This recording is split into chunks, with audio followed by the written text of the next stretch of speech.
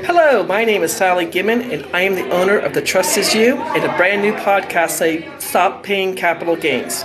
What I want to go over right now are the two trusts that will help you save in three different ways. 97% of the trusts out there only avoid going to court when someone passes away.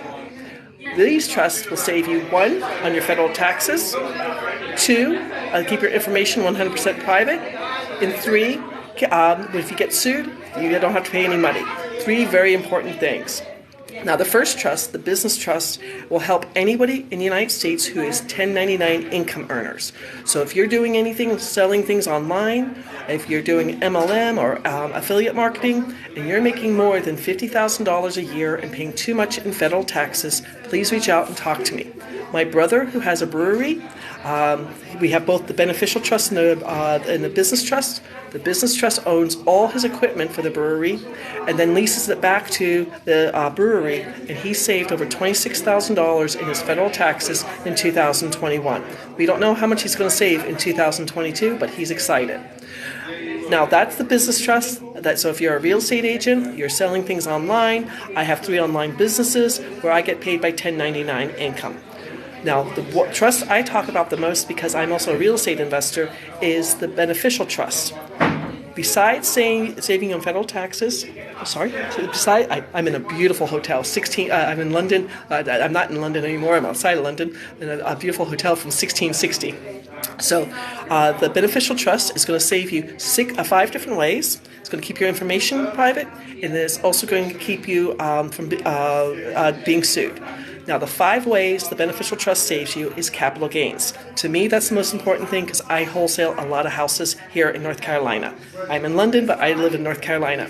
So short-term capital gains, so you have it less than a year, are going to be 23.8%. So think of it this way. If you're doing any wholesaling, fix and flipping, doing auction houses or anything like that, if you're spending $50,000, you're going to pay $13,900 in capital gains for short-term capital gains.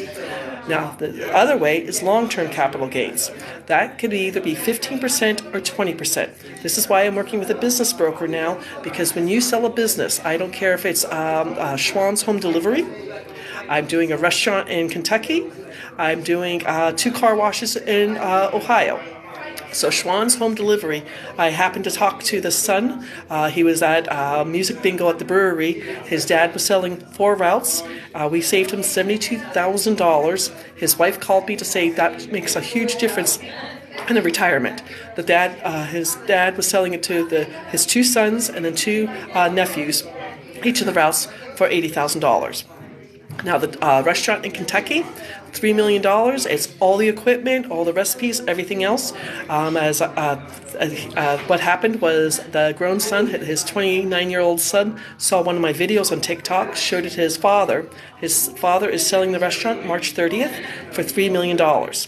Again, I'm not the CPA, so I can't tell him if it's going to be 15% or if it's going to be 20%, but we know we're going to save him between $450,000 or $600,000. As he says, hey, honey, it doesn't matter how much you're going to save me. That's a lot of money for my retirement that he wasn't aware that he would sell.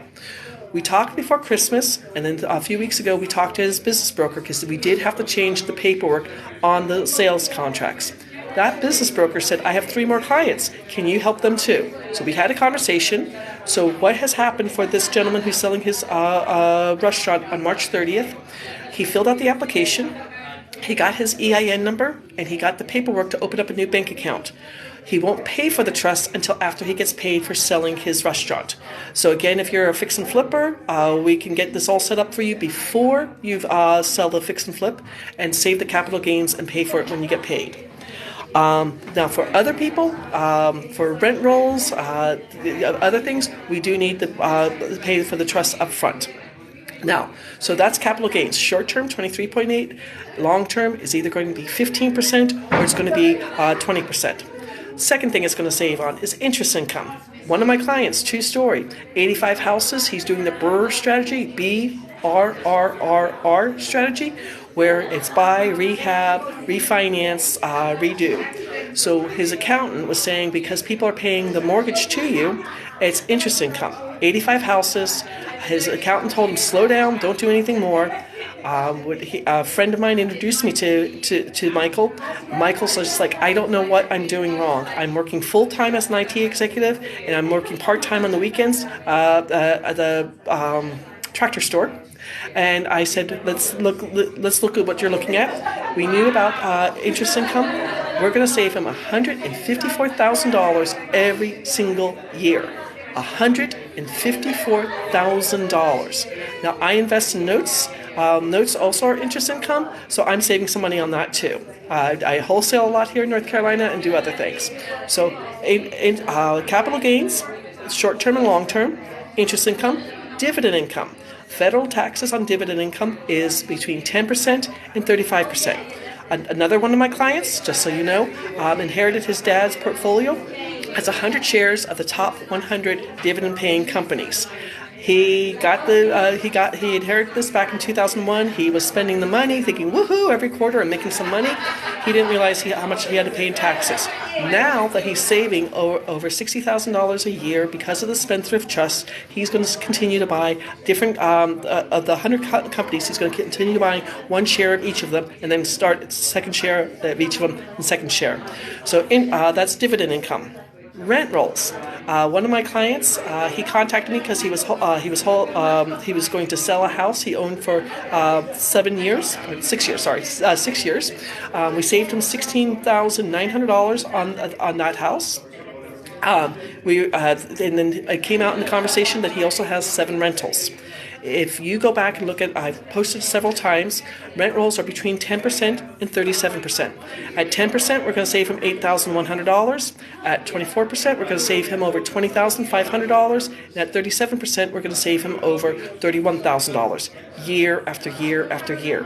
As he says, the money he's going to save on the rent rolls he'll be able to buy another house. So he'll have 8 houses, then 9 houses, 10 houses, 12 houses. So if you have any Airbnb, Vrbo, renting out to nurses, you've got long-term rentals, maybe you have 10 doors, 100 doors, anything like that. I was just using one of my clients that has 7 rentals, making about $7,000 a month, just to give you an idea. So again, interest income, dividend income, and rent rolls are all charged between 10% to 37% on your federal taxes. I can't tell you what your personal taxes are. That's something you'll have to ask your CPA. It's tax season right now. Check that out.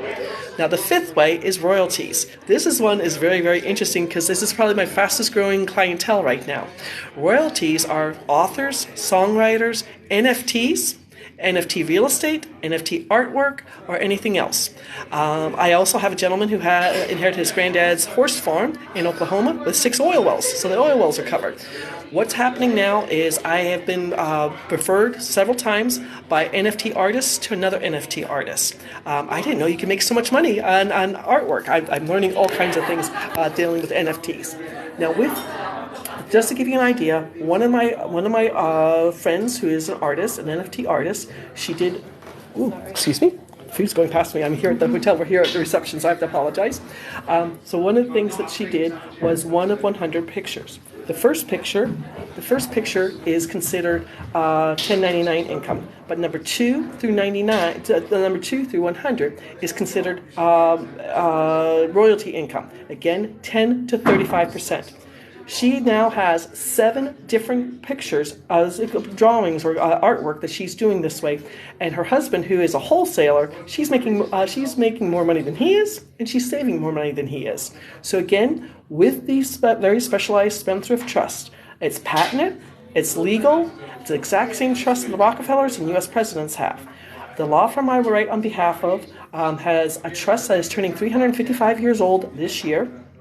This law does come from England when King Henry VIII started the Church of England, and I'm going to give you a wrong year, so I have to apologize. I'm England, I should know this. That's 1533, I think.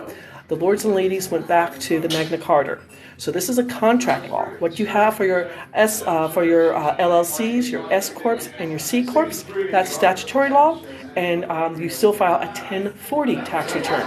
When you do buy a trust, you're going to file only a 1041 tax return and have much, much better savings on your federal taxes. If you shut down everything, I do have some business still in Arizona. In the state of Arizona, I make so little money with my two LLCs I still have there. One's with my self-directed IRAs and the other one's for my insurance license. I make so little money in Arizona, they think I could be on Access or the Medicaid program. I do file Arizona taxes, but then I'm in North Carolina. I will not file anything in North Carolina.